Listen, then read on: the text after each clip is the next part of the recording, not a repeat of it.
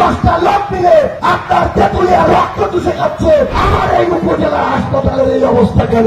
কিছু কার্পোরেট চাঁদাবাজ আছে যারা এই তেঁতুলিয়ার রক্ত চুষে খাচ্ছে। থানাতে ফোন করে সাধারণ মানুষকে ভয় দেখানোর দিন শেষ। এই জুলাই অভ্যুত্থানে কয়জন রাজনৈতিক ব্যক্তিত্বের ছেলে মেয়ে বলেছে একবার হিসাব করে দেখবেন।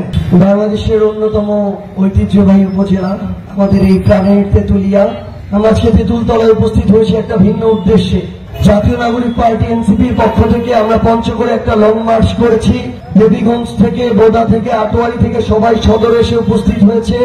সেখান থেকে আমরা বাংলাবান্ধার উদ্দেশ্যে রওনা দিয়েছি। তেঁতুলিয়া এসেছি, এরপরে বাংলাবান্ধার দিকে যাব, আবার বাংলাবান্ধা থেকে যে যার উপজেলায় ফিরে যাব। উদ্দেশ্য একটাই, আমরা এই লং মার্চ করছি চাঁদাবাজি, দখলদারিত্ব, সিন্ডিকেট, ক্ষমতার অপব্যবহার, মাদক ব্যবসা সহ যত ধরনের অপকর্ম এই পঞ্চগড়ে হয় সকল অপকর্মের বিরুদ্ধে।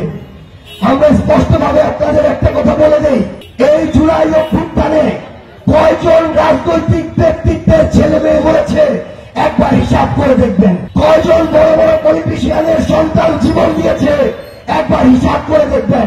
জীবন দিয়েছে আপনার আমার মতো সাধারণ মানুষেরা, শ্রমিকেরা, তাদের সন্তানেরা। মাঝখান দিয়ে ফাটা লুটে তথাকথিত কিছু রাজনীতিবিদেরা। আপনারা যদি সেই চিত্র দেখেন, ওই কেন্দ্র থেকে জেলা উপজেলায় এখন আবার একই চিত্র ছড়িয়ে পড়ছে। প্রত্যেক জেলা উপজেলায় 5 থেকে 10 জন চাঁদাবাজ, চোরা কারবারি, সিন্ডিকেট চালনাকারী, মাদক ব্যবসায়ী, বাটপার কালপ্রিট আছে যারা ওই উপজেলা জেলাগুলোকে রক্ত চুষে খাচ্ছে। আমরা এই প্রত্যেকটি জেলা উপজেলায় ঠিক এ কারণেই নেমেছি, কারণ আপনাদেরকে নতুন করে সচেতন হতে হবে।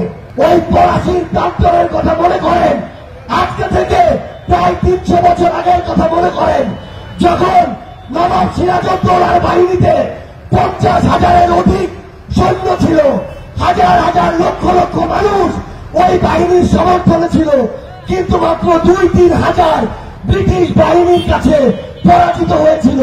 কারণ সবাই নিষ্ক্রিয় দর্শকের মতো তাকিয়েছিল। ওই মানুষগুলো যদি একটা করে ফিরে ছুটত ব্রিটিশদের কাছে 200 বছরের জন্য, আমার এই বাংলার স্বাধীনতা আমাদের হারাতে হতো না। আজকে একই অবস্থা। আপনার তেঁতুলিয়ায় 5-10টা লোক মিলে আপনার তেঁতুলিয়া রক্ত চুষে খাচ্ছে। আপনারা নীরব দর্শকের মতো ভয়ে ভয়ে বসে থাকেন, চুপ করে থাকেন।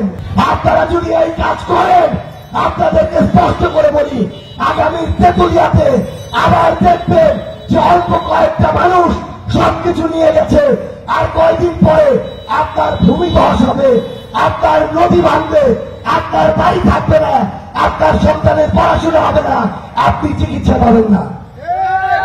আপনারা যাদেরকে নেতা বানান, আপনার সেই নেতাদের সন্তান আমেরিকায় পড়ে, আপনার সন্তান তেঁতুলিয়া থেকে বাইরে যেতে পারে না। আমার শ্রমিক ভাইরা যাদেরকে নেতা বানায়, তারা এক একজন এই এলাকায় থাকে 2-4-5 দিন, আর বাকি সময় আলিশানের ফিরুবে বসে থাকে। আর আপনার এদিকে প্রত্যেক দিন ওই রোদে পুড়তে পুড়তে আপনার কালো চামড়াটাকে আরো কালো করে ফেলছেন।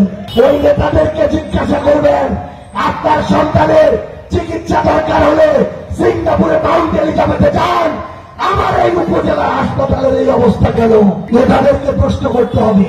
এটা একটা সিস্টেম, এমন সিস্টেম তৈরি করা হয়েছে, আপনার বাপ শ্রমিক ছিল, আত্মীয় শ্রমিক, আপনার সন্তানও শ্রমিক হবে। আপনার জন্য এই তেঁতুলিয়ার একটা ভালো স্কুল করা হবে না, একটা ভালো হাসপাতাল করা হবে না। স্পষ্ট করে বলে রাখবেন, এটা এমন একটা সিস্টেম, যে সিস্টেমে আগেকার কিছু তথাকথিত রাজনীতিবিদ এমন ভাবে সিস্টেম তৈরি করছে, আপনি প্রতিদিন 500 টাকা পাবেন, একটু অভাব থাকবে, তার পিছে পিছে ঘুরবেন, কিন্তু সে তার মতো করে আলিশান জীবন ধারণ করবে। আপনাদেরকে এই সিস্টেমটার বিরুদ্ধে দাঁড়াইতে হবে। ওই সব নেতাদের মুখের উপরে প্রশ্ন করতে হবে। এই রাজনৈতিক কালচার পরিবর্তন করতে হবে। আজকে আমরা এখানে হুঁশিয়ার করতে আসছি, একটা সুনাম করি আর বাকিদেরকে হুঁশিয়ার করে যাই। তেঁতুলিয়া উপজেলার বাংলাবান্ধা ইউনিয়নের বিএনপির সভাপতি সাহেব অত্যন্ত সজ্জন মানুষ, আজকে এখানে উন্মুক্ত মঞ্চে আমি তার প্রশংসা করে গেলাম, কিন্তু ওই ইউনিয়ন কমিটিতে কিছু কার্পোরেট চাঁদাবাজ আছে যারা এই তেঁতুলিয়ার রক্ত চুষে খাচ্ছে। যেদিন আপনার ঘরের নিচে ওই ট্রেকিং মেশিন দিয়ে তুলে ফেলা পাথরগুলো সরে যাবে, আপনার ঘর দেবে যাবে, 5 বছরেও ঘর ঠিক করতে পারবেন না। ওই বৃষ্টির দিনে আপনার ঘরে পানি পড়বে, আপনার নেতা আপনার ঘরের দিকে তাকাবে না। একটা জিনিস মনে রাখবেন, সোনার হাঁস থেকে প্রতিদিন একটা ডিম আসুক সমস্যা নাই, সনাতন পদ্ধতিতে বালু পাথর তুলের সমস্যা নাই, কিন্তু একদিনে যদি সব ডিম পাইতে চান, ড্রেজিং মেশিন যদি বসাইতে দেন, 10টা লোককে প্রতিদিন রাতে 10 লাখ টাকা তার পকেটে ঢুকাইতে দেন, কয়েকদিন পরে আপনার ঘর আর ঘর থাকবে না, সব দেবে যাবে। আপনার ফসল জমি তার ফসল হবে না, শুধুমাত্র ফসল শূন্যতা যাবে, খরা যাবে। এই জিনিসগুলো ভালো করে মনে রাখবেন। আমরা আপনাদেরকে বলে যাচ্ছি, নিজেরা সচেতন না হইলে কেউ আপনাকে সে সচেতন করে দিয়ে যাবে না। আমরা স্পষ্ট করে আপনাদেরকে অনুরোধ করি, আমরা এই তেঁতুলিয়া পঞ্চগড়ে কোন চাঁদাবাজ যারা চুরি করে বড় গলায় কথা বলে তাদেরকে আর বড় গলায় কথা বলতে দিব না। তাদেরকে আমরা দেখে নিব, তাদের ওই কালো দাগ, কাল সাপের চোখ সব আমরা উঠতে ফেলবো। চুরি করবেন আর বড় বড় কথা বলবেন, ওই দিন শেষ। যারা এই পঞ্চগড়ে এখন কথা বলে তারা আপনার যে 100 গুণ বড় হাসিটাকে বিন্দু মাত্র পরোয়া করে নাই। আপনাদের কুলার বিন্দু মাত্র আমাদের কোনো টাইম নাই। একদম স্পষ্ট করে বলে দিচ্ছি, একদম স্পষ্ট করে আপনাদেরকে বলে দিয়ে চাই, আমরা প্রয়োজনে এই তেঁতুলিয়া পঞ্চগড়ের মাটির জন্য রক্ত দিব, জীবন দিব। যারা ভালো তাদেরকে ভালো বলবো, কিন্তু খারাপদেরকে আর জায়গা দিতে দিব না। আমরা স্পষ্ট করে বলি, আমার বিভিন্ন রাজনৈতিক দলের যারা ভাই আছে, বিএনপি হন, জামাত হন, কোন সমস্যা নেই। আমরা ভালোদেরকে সাপোর্ট করব, প্রমোট করব, তাদের থেকে পরামর্শ নিব, কিন্তু 100টার মধ্যে যদি 5টা খারাপ থাকে, ওই 5টা আজকে থেকে আমরা তাদেরকে আমাদের শত্রু ঘোষণা করলাম। তাদেরকে আমরা দেখে ছাড়বো, দেখবো তার কত বড় হাত, ওই হাত আমরা একসাথে মিলে ভেঙে দিব। আমরা বলে যাচ্ছি, এই তেঁতুলিয়া চুরি বাটপারি করে মানুষকে ভয় দেখানোর দিন শেষ। থানাতে ফোন করে সাধারণ মানুষকে ভয় দেখানোর দিন শেষ।